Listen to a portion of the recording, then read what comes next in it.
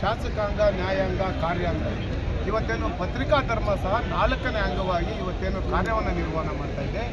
ಅಂಥ ಒಂದು ಪತ್ರಿಕಾ ರಂಗವನ್ನು ಕಗ್ಗೊಲೆ ಮಾಡಿದೆ ಈ ಕಾಂಗ್ರೆಸ್.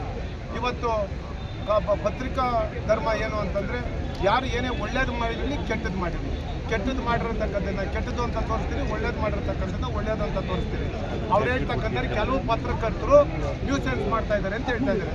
ನಾನು ಹೇಳ್ತೇನೆ, ಯಾವುದೇ ರಾಜಕೀಯ ಪಕ್ಷ ಇರ್ಬೋದು, ಇದು ಪ್ರಜಾಪ್ರಭುತ್ವ. ಒಳ್ಳೆಯವರು ಇರ್ತಾರೆ, ಕೆಟ್ಟವರು ಇರ್ತಾರೆ.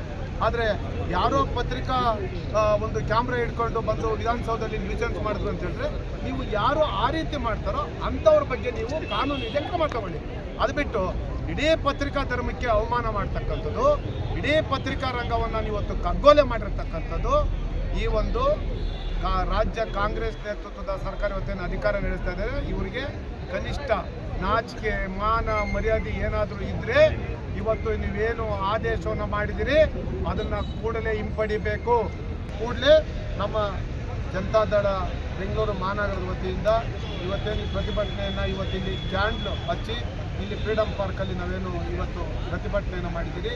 ಇಲ್ಲಿಂದ ನಾವು ಲೋಕಭವನಕ್ಕೆ ಹೋಗ್ತಾ ಇದ್ದೀವಿ. ಮಾನ್ಯ ಲೋಕಭವನಕ್ಕೆ ಹೋಗಿ ಮಾನ್ಯ ಗವರ್ನರ್ ಅವರಿಗೆ ನಾವು ಮನವಿಯನ್ನು ಸಲ್ಲಿಸಿದ್ದೀರಿ ಈ ಪತ್ರಿಕಾ ರಂಗವನ್ನು ಕಗ್ಗೊಲೆ ಮಾಡೋದ್ರಿಂದ.